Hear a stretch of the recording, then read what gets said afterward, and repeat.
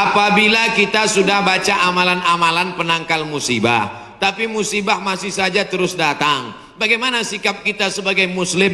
Man lam yardha bi qada'i, siapa yang tidak ridha menerima takdirku, walam yasbir bi balai, siapa yang tidak sabar menerima ujianku, falyatlub rabban siwaya, carilah Tuhan selain aku. Ada Tuhan selain Allah? La ilaha illallah. Maka kita tidak ada cara lain kecuali ridha, ikhlas, terima ketetapan Allah. Makanya ketika bangun pagi apa doanya? Raditu billahi rabba, aku ridha menerima Allah sebagai Rabb. Apapun yang kau beri aku terima ya Allah. Wabil islami dina, aku ridha Islam sebagai agamaku. Apapun perintah dan larangan Islam ku amalkan. Wabi Muhammadin nabiyya wa rasula, aku ridha Muhammad sebagai rasulku. Maka kita ikut sunnah Rasulullah Muhammad sallallahu alaihi wasallam. Terjadi juga ridha. Tapi kalau terjadi karena kurang usaha, hukum sebab akibat.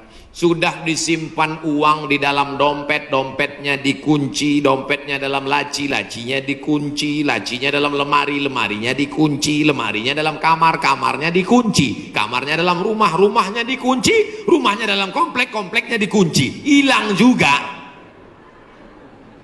Terus mau ngamuk. Tidak ada cara lain kecuali ridha kepada Allah. Tapi kalau punya sepeda motor nggak dikunci, malah berhenti, mesinnya hidup, kuncinya diletakkan, terus sibuk beli ngobrol, beli kangkung 2 ikat, ngobrolnya 2 jam. Ketika dilihat hilang. Terus ketika hilang suaminya nanya, mana motor kita? Ridho mas. Itu bukan ridho, goblok. Mohon maaf saya keceplosan. Oleh sebab itu maka tetap ada Ahlus Sunnah wal Jamaah mengajarkan kita ada namanya al-kasbu wal ikhtiar. Bahasa kitanya namanya usaha. Kalau pemerintah menyuruh pakai masker, usaha. Jangan tidak ikut. Suruh cuci tangan sering. Sebetulnya kita nggak perlu belajar masalah cuci tangan. Ada nggak ada virus kita tetap cuci tangan, betul? Subuh cuci tangan, zuhur cuci tangan, asar cuci tangan, maghrib cuci tangan, isya cuci tangan, tahajud cuci tangan, witir cuci tangan, duha cuci tangan. Orang Islam paling sering cuci tangan. Makanya saya heran kalau sampai anak-anak kita diajarkan, mama siapkan gayung sama sabun. Untuk apa nak? Hari cuci tangan internasional. Loh, kita nggak perlu diajari cuci tangan. Nanti takutnya 20 tahun akan datang ada lagi namanya hari cebok nasional. Dari 14 abad yang lalu kita sudah bersih, betul? Tidak akan ada bakteri bersarang di ujung-ujung jari kita karena kita paling sering cuci tangan. Tidak akan ada bakteri yang bersarang di ujung kuku kita karena kita paling potong kuku hari Jumat. Kalau seminggu tak akan mungkin kukunya panjang. Makanya Nabi berkata, azfaraka, kukumu kenapa panjang? Inna syaitana yaqudu ma tala minha, setan duduk di kuku yang panjang. Makanya pertama yang dijaga dalam Islam adalah kebersihan. Kuman datang, binatang dipotong. Setelah dipotong darahnya keluar karena ternyata bakteri ada di dalam darah. Setelah darahnya keluar, dipotong-potong, dicuci sampai 4 kali. Ibu, saya tidak punya saudara perempuan, waktu masih kecil di rumah, bantu ibu di rumah, saya disuruh cuci. Selamat, cuci daging, saya cuci. Kalau ayam 2 kali, kalau kambing 4 kali. Kenapa gitu mak? Ayam kakinya 2, kambing kakinya 4. Saya nggak tahu anak kecil. Sekarang saya baru tahu, ternyata ayam dagingnya putih, darahnya nggak banyak, 2 kali sudah bersih. Tapi kambing sekali masih merah, 2 kali masih merah, 3 kali agak pucat, 4 kali bersih. Setelah itu baru dimasukkan, dibuang airnya, disolawatkan, baru dimasak. Mereka tidak, kambing tidak dipotong, kambing matinya di stunning. Ada pistol, tapi pelurunya nggak keluar, ditahan. Itu skalanya 8, ditembakkan ke kening sapi, tembak ke kening sapi, sapinya mati, darahnya nggak keluar. Kalau sampai 8 mati, tapi kalau 7 bodoh aja. Itu sapi-sapi dari Australia yang datang ke tempat kita yang liar seperti banteng, itu ditembak otaknya skala stunning 7. Bodoh. Ibu kalau ada bapak yang liar, tembak skala itu. Mas, mama mau pergi arisan, pel lantai, mandikan anak, dan papa. Ya, nah itu udah kena stunning. Jangan diamal. Tidak dipotong, hanya stunning 8 skala, akhirnya sapi tumbang, darahnya masih dalam daging, bercampur dengan darah bakteri penyakit, dipotong-potong, diletakkan di atas api yang tidak terlalu matang, bolak-balik, nggak dicuci, darah nggak keluar, masuk ke dalam roti, dicampur, dimakan, barbecue. Habis dimakan, kena penyakit, medco, ko sapi, med gila, medco sapi gila. Sapi aja yang halal bisa menjadi penyakit, apalagi yang dimakan kelelawar, Batman. Maka kita disuruh kulu, makanlah. Tapi yang dimakan itu apa? Min thayyibat. Thayyib artinya baik, baik. Dulu thayyib baik-baik, sekarang thayyib nggak pulang-pulang. Mohon maaf Pak Thayyib nyantur sih. Bagaimana caranya bisa membubarkan tempat hiburan malam? Karena saya yakin di tempat seperti ini adalah pusatnya maksiat. Semua hiburan malam mesti ada izin dari Majelis Ulama Indonesia, tokoh adat, tokoh masyarakat, dan disetujui oleh Polsek. Setuju? Jadi siapa yang mau buat hiburan malam, nikah anaknya, dia ngurus surat 3. Pertama, rekom dari MUI. Pak Ketua MUI Kecamatan, ya nanti malam mau pesta anak saya. Kata MUI, apa hiburannya?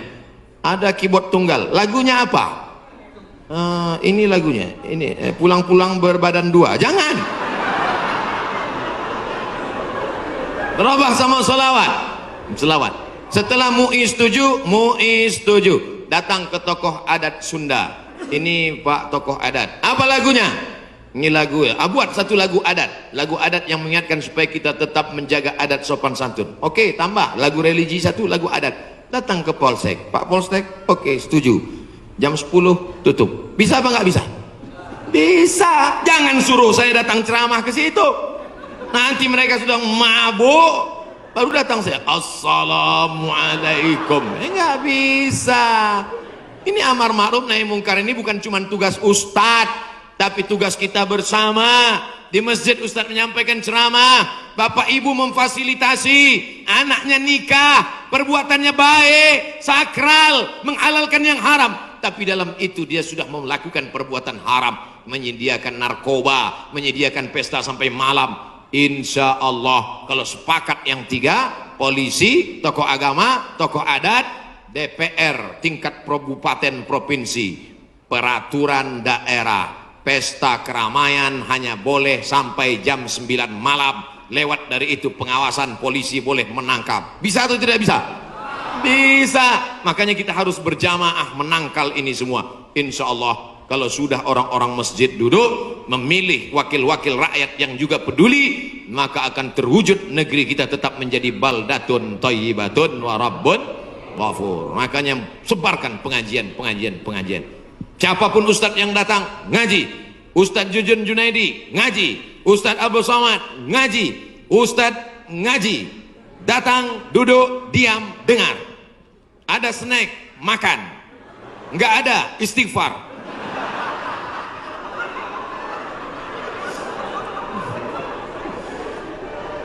Ustadz Somad, saya manusia banyak dosa, tidak sholat Jumat.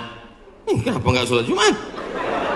Man tarakal jumu'ata salasa marratin, siapa yang nggak sholat Jumat 3 kali berturut-turut tahawunan, bukan karena sakit, bukan karena darurat, tapi karena menyepelekan panggilan Allah, taba'allahu ala qalbi, Allah mengunci pintu hatinya. Kalau sudah hati terkunci, telinga tersumbat, mata tertutup, khatamallahu ala qulubihim wa ala sam'ihim wa ala absarihim ghishawah.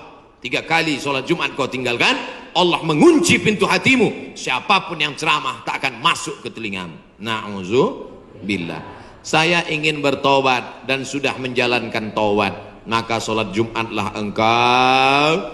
Siapa yang datang hari Jumat saat yang pertama seperti berkurban seekor onta, datang pada saat yang kedua seperti berkurban seekor lembu, datang saat ketiga seperti berkurban seekor kambing, datang saat keempat seperti berkurban seekor ayam, datang saat kelima seperti berkurban sebutir telur ayam. Sekarang banyak yang datang hari Jumat, jangankan telur ayam, telur puyuh pun nggak dapat. Datangnya kapan? Ketika khotib sudah naik ke atas mimbar, jamaah Jumat yang dimuliakan Allah, baru dia datang. Terlambat, udah terlambat sholat sunat lagi. Allahu Akbar. Pakai baju kaos tertulis, emang masalah buat lo. Orang kalau taubat itu malu sama dosa-dosa masa lalu, bukan bangga. Ini banyak juga orang udah taubat. Ustaz Somad, saya ini baru hijrah. Dulu semua saya minum, semua narkotika saya pakai. Ente taubat apa sombong? Orang taubat mengenang dosa itu melelehkan air mata, nangis. Ada juga bukan bangga. Ada juga sebagian jamaah sudah taubat nangis. Ustaz, kamu menyesal minjam uang. La ilaha illallah.